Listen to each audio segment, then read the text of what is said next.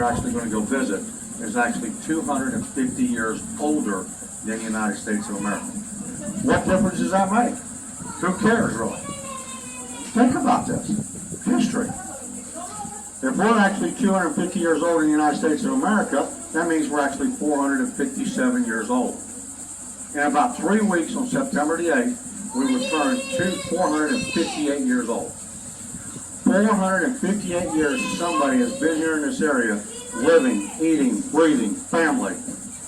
Uncontestable continuation of life here in this area. The United States of America created Ellis Island, New York Harbor, the Statue of Liberty. For what reason? Immigration into this country. I'm not going to talk politics or even theology with you. I could, but I don't want to right now.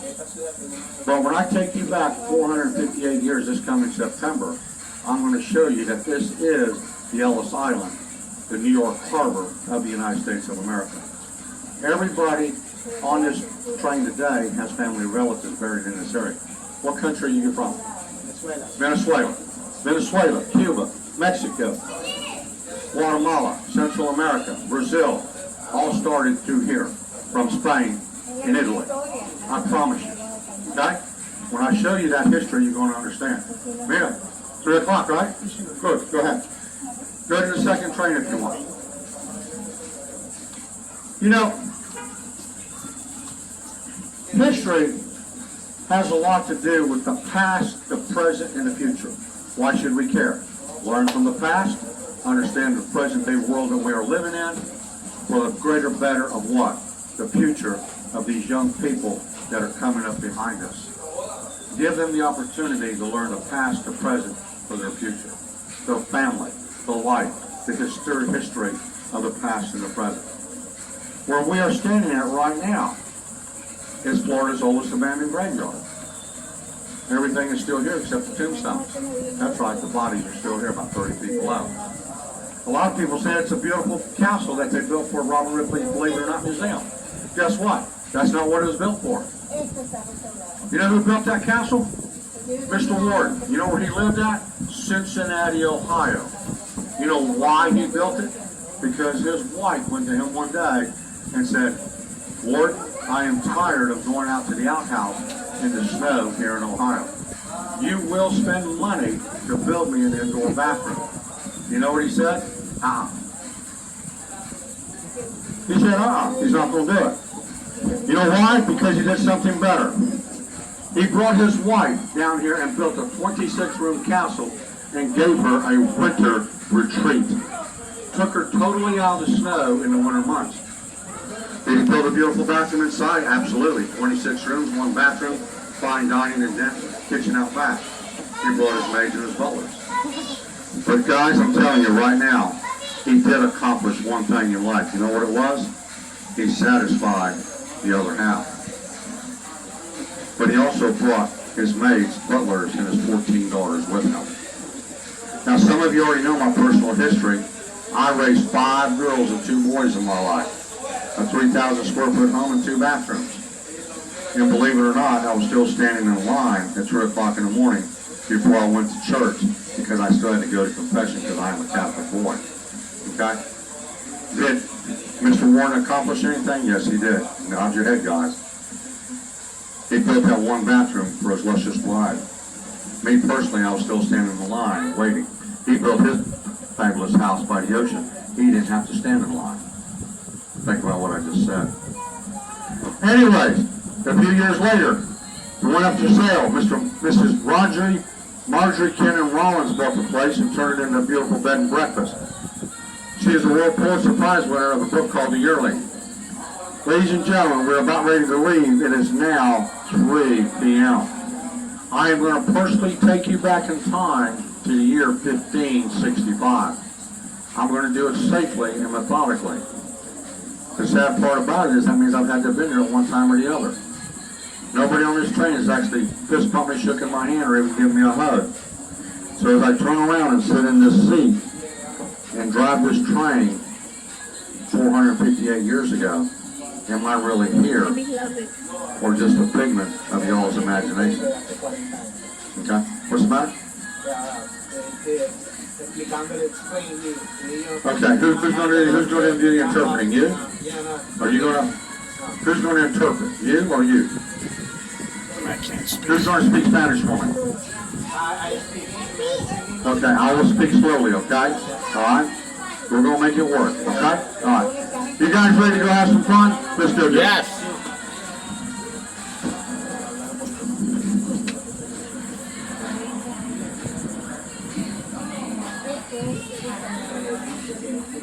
You know, St. Augustine, as we leave the 21st century here in the year 2022, let's go back a few hundred years, maybe 500 or 600 years now. There was a little guy, a very well-respected gentleman at that time. He was considered to be an astrologer. He studied the heavens, the stars, the galaxies, the planetary system. This gentleman was actually called Christopher Columbus. Christopher Columbus's main goal in life was to sail the ocean blue to do what? Two things. He wanted to satisfy the Queen of England and also find the shortest route to the West Indies for the spices and teas that she wanted. Ladies and gentlemen, unfortunately, none of those travels or settlements actually survived. Christopher Columbus did sail the ocean blue, but the North American continent, the United States of America, Central America, Mexico, Venezuela, Brazil, was here in the way. He never made it around the world. We are going to visit a lot of areas here in St. Augustine that has a lot to do with Spanish. Oh, look at those cars. Italy, Cuba, Mexico, Puerto Rico, and the Virgin Islands. The country of Haiti. As I said back there at Ripley, the Ellis Island of the United States. When we pull up to the next area, your guys are going to actually experience the change of history. A change of history that none of you even know about. Think about what's happening here in St. Augustine. The King of Spain, a few years later, in the year 1512, even though Christopher Columbus did not make it around the world, his best buddy, Constantine Leon, came over here in search of the water of life, the fountain of youth, that the Queen of Spain wanted. King Felipe II did sail across the Atlantic Ocean for two things in his bucket list.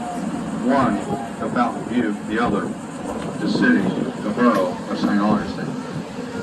On September the 8th in the year 1565, 458 years ago, the mariners of the King of Spain landed right over here to the right at the base of that 208-foot stainless steel cross.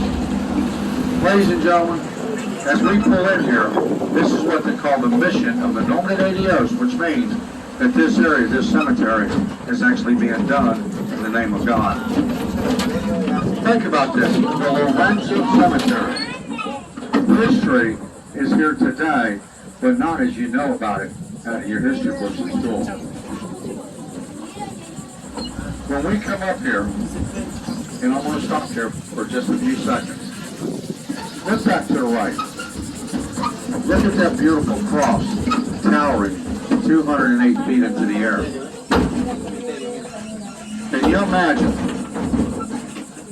458 years ago, the mariners of Spain, the conquistadors, the travelers from Spain, from Hispania, okay, came across the Atlantic Ocean. They landed right here and broke bread, gave lunch, dinner, and water to the Native Americans.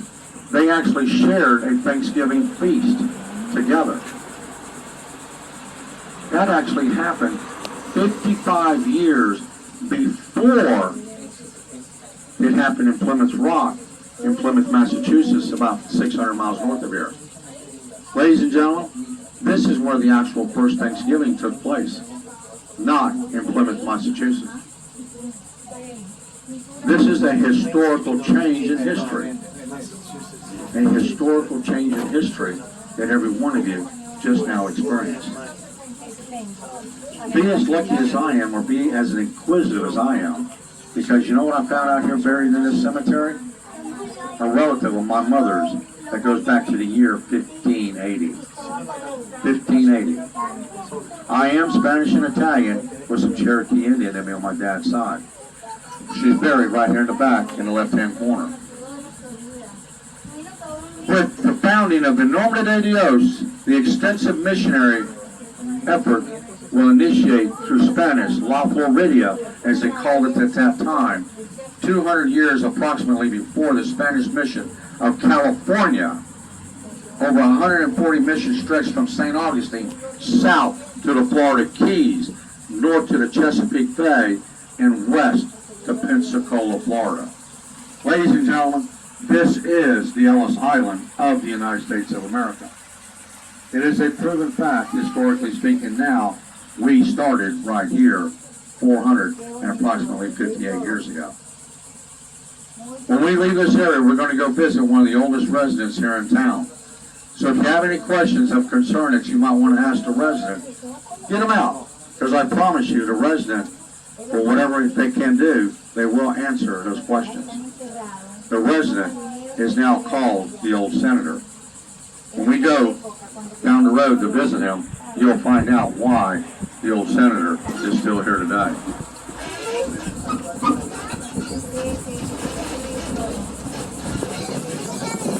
Lorenzo Cemetery.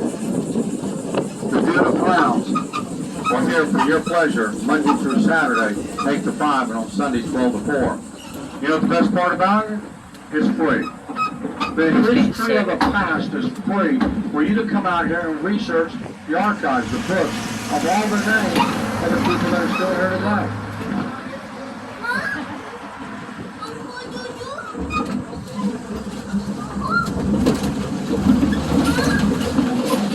The old senator, the senior resident here in town, in the Spanish world, the Spanish community from Venezuela, who would that be? Senor Jefe. He's the boss. In the Italian world, the Consuletti, the godfather. How about in the good old country boys' life from South Florida, Central Florida, it'd be the papa, the grandmother, the grandfather, the aunt. But when we turn back to the right, the old senator was actually proven to be the senior resident here in town by virtue of the mighty Gators, the University of Florida in Jacksonville. Ladies and gentlemen, if we have any Georgia people on here, just don't get mad at me. But the University of Florida did come over here a few years ago and prove that the oak tree, the mighty senator, is over 600 years old. Over 600 years old. What does that mean? What importance does it really matter? Think about what the senator, the oak tree, has been exposed to. Little Indian boys, little Indian girls, alligators, snakes, bears, crawling all over it. Has it been through hurricanes, floods, droughts, and even a few snowstorms? Absolutely. But you know what's sort of really neat about it? It's actually still alive. Still alive, growing, storing the knowledge of the past, the present, for the future. If you can actually communicate with the old senator, the mighty oak tree today, could you find out exactly what those little Indian boys and little Indian girls, alligators and snakes and bears were talking about? Could the history actually be here? There's a very well-respected magazine called the National Geographic. Some of you know who I'm talking about or what I'm talking about.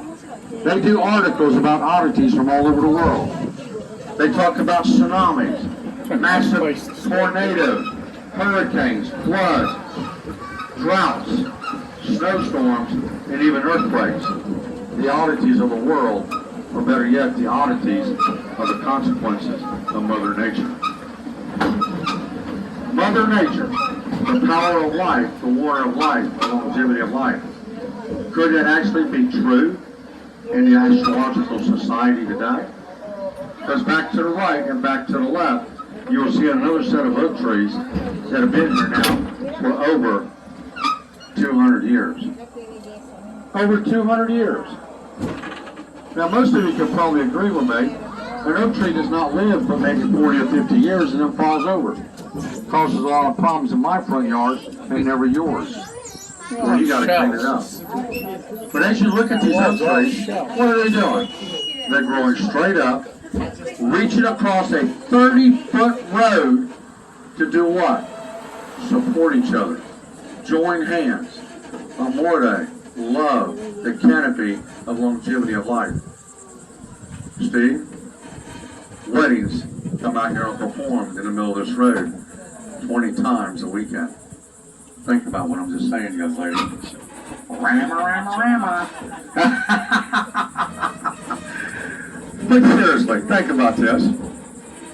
Could this actually be a process of history? Could it actually be trying to show us today how we're supposed to live in a pandemic world? Should we really learn from the past to do so in today's present time of life? When these oak trees started growing here, a pandemic called yellow fever came through here. Yellow fever, a blood infection. Today, you get an antibiotic, penicillin, and you'll probably survive. But over 400 people lay in the streets in St. Augustine dying from yellow fever 200 years ago. I'm going to show you where they were buried alive. That's right, alive, while in a coma. The year 1920, 100 years later, another pandemic came through here called Spanish flu. 100 years later, in the year 2020, another pandemic comes through here called COVID-19. Every one of us is still living it today. Should we understand the past? Or is this just a product of the fountain of youth, the water of life? I promise you 4 things right now as I turn right, that this is the beautiful archaeological park that we call the fountain of youth.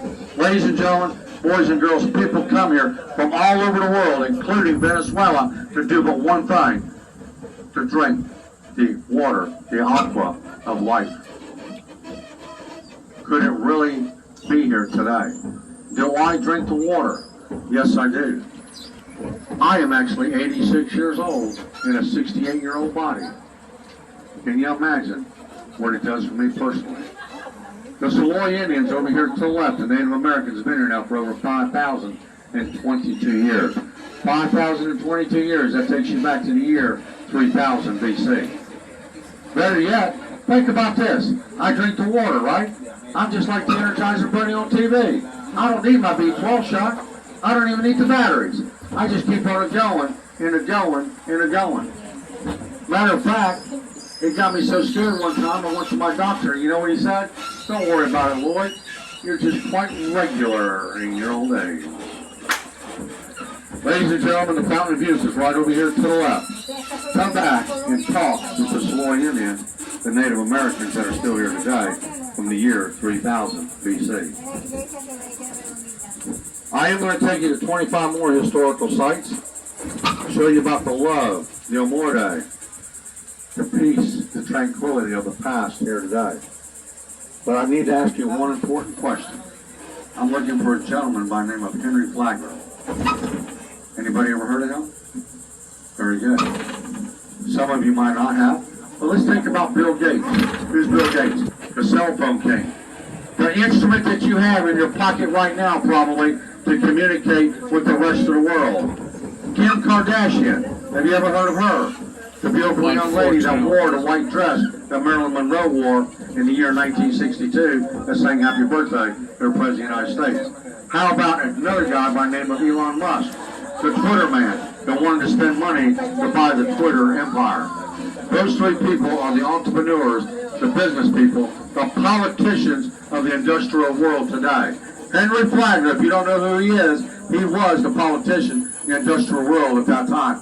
You cannot smoke or vape on this train. Please, no Puma, okay?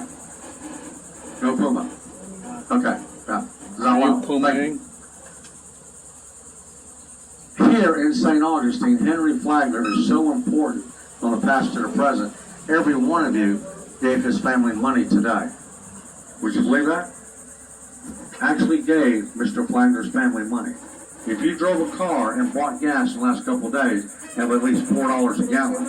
Henry Flagler and J.D. Rockefeller were the people that started the Standard Oil Corporation, the Chevron Gas Company. Ladies and gentlemen, we call that the ExxonMobil Company today. That's a nice We're still place. giving Look at his it. family money. Oh, that's insane. Probably like a $3 million. When I come down this road, I gotta actually sneak in to the next site, which is called the Old Jail, the Old Jail. Some of you really don't realize that I might not really be up here. I might just be a figment of your imagination driving this train. Remember, for me to go back to the year 1565, I have to have some type of paranormal help to welcome me. Could I actually have Dr. Who? With the ultimate course of travel from the past to the present? Or could I just have the knowledge of the passage of the 21st century to the year 1565? Because right now, when we turn back to the right, we're going to go visit the old jail of the old jail, where I left 90 days ago through the window to drive this train for you. Ladies and gentlemen, Henry Flagler, the politician, the moneymaker of the 1800s, when he built his Ponce Hotel, the ultimate five-star winter resort. Again, a man builds a hotel, 260 rooms for his lovely wife, because she said in Ohio she could not breathe because of her asthma and allergies in the cold winter months, and she wanted to come to sunny Florida, St. Augustine. He said, fine, I will do that. And when he found out that right down the street was the old jail, where the prisoners ate outside, slept outside, and since there was no indoor facilities, that's right, that was done outside also. He immediately went to the city and asked them to move the prisoners north, and they said, sure, but you will have to build us a new jail. Right over here to the right is that beautiful Moorish-style looking hotel, but that is the old jail. But look at it real closely. Look at the bars, the building. It is still strong enough today to house murderers, bank robbers, horse thieves, cattle rustlers. Because when it was built in the year 1891, it was built by the same contractors that did Alcatraz out west. Alcatraz, the most secured prison in all of the United States of America, even today. In the year 1904, in the month of August, this month, Alcatraz was opened and the first set of prisoners were sentenced there. If you look at the prison van right over here to the right, you see this prison van? Those are the jail cells inside the old jail today. You think you can get out? I've got a niece and a nephew in there with their tin cups that were put in the year 1955 that are still scratched on the walls trying to get out. Ladies and gentlemen, the only way is through law enforcement. The souls of the past, the crime, the weapons of choice to commit those crimes are still inside the jail today.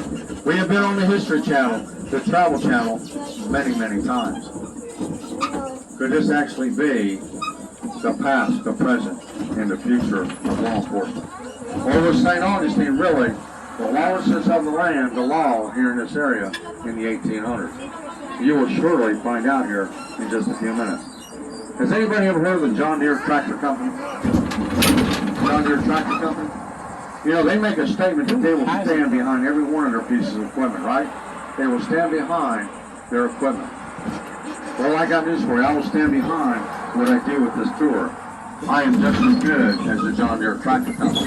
But I promise you, there is one piece of equipment that I will never stand behind, and neither will the John Deere Company. You know what equipment that is? It's right over here to the left. They will never stand behind the manure spreader. Would you stand behind the manure spreader? I don't think so. Over here to the left, the Fountain of Youth. 2 blocks down this road is the Water of Life. If the King of Spain really had the ability to create a business, a town, a borough, a city here in this area, why didn't he just stay right there? He found that in the year 1512.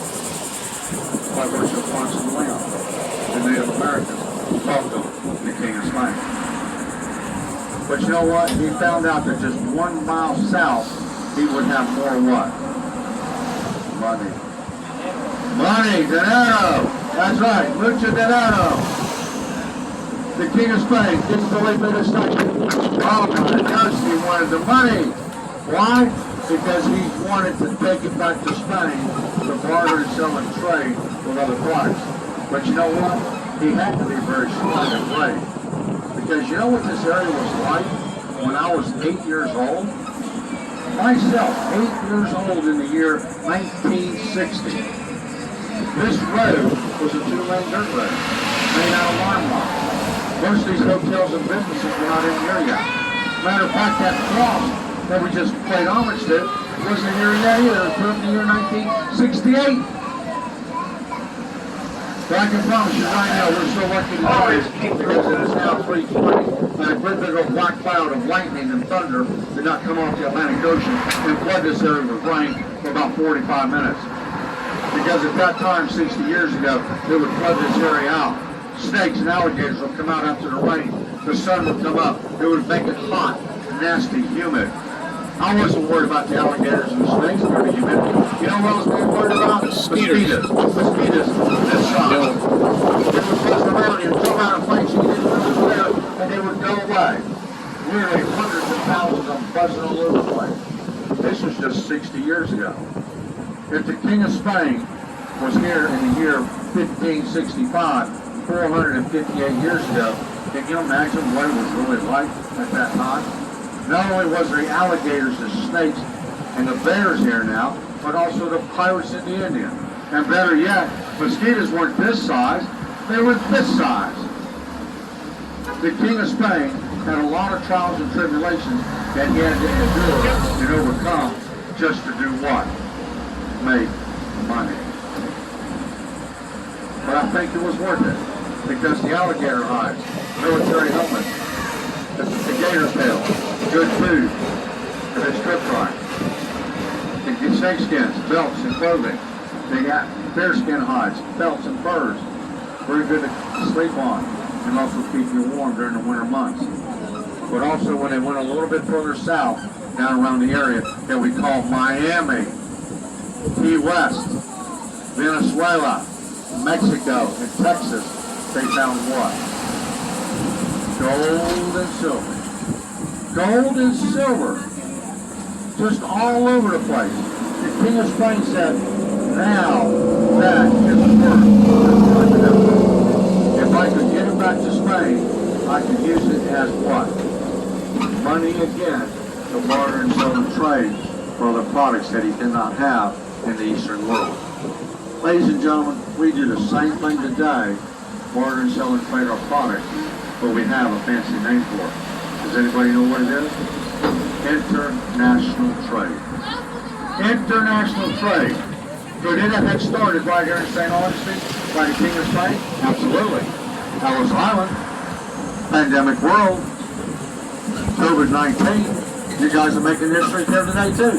You're COVID-19 survivors. Let's think about the poor souls 200 years ago that were out here on the sidewalk over here to the right where this guy in the red shirt is looking at that cemetery. Over 300 people were dead, lying of yellow fever. 105, 106-degree fever. Kidneys would shut down, you become yellow and jaundice, and go into a real deep coma. And today's standards, if you were in a coma, you're basically still alive. But you know what they did back then? They said that you're going to probably die anyway, so to keep the disease from spreading, they buried you in these shallow graves. Buried you in these shallow graves over here to the right. But the doctor said, don't worry about it. We'll tie a rope to your hand, put it to the top of the grave where there's a bell at. If you wake up out of that coma, pull the rope, ring the bell, and you'll actually be saved by the bell. Ladies and gentlemen, that is a true story. Yep. It's called the Bostrom bell ringing effect. I can tell you what actually happened. A lady caught the fever. She was buried while she was in a coma. Her family begged them not to do it because they said she would wake up. 2 weeks later, they exhumed her against doctor's wishes. Come to find out, she didn't wake up because there was evidence that she tried to claw her way and choke her way out. Ladies and gentlemen, after that happened, everybody that had the fever was buried with ropes, axe handles, and shovels to dig their way out. As we turn back to the left, we will be leaving the 21st century. Make sure that you take your last step, breathe fresh air, because when we go back in time, there's no telling what it would be like. Ladies and gentlemen, here we go. Back 458 years. Take your breath. Hold it, hold it, hold it, hold it. Don't let it out.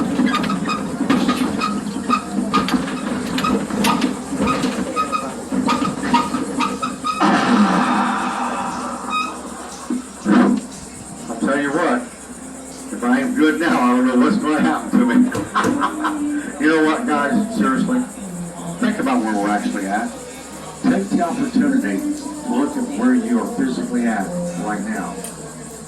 We are now back 458 years in actual time of energy. This building over here to the right is the northwest corner. It was actually made out of copina, most of it. Today, we actually call it the Burger Bucket Building. Why? Because it's a fabulous restaurant that serves hamburgers and steaks flush. And they bucket, the Burger Buckets. You know what's over here to the left? 22 square blocks of your personal family history. When we continue back in time, I'm going to take you to the center of the year 1565. Think about the trials and tribulations that the King of Spain had to go through. Chief Ptolemy, the Indian chief of the Native Americans at that time, we're going to go visit him right now at the cemetery where he resides at.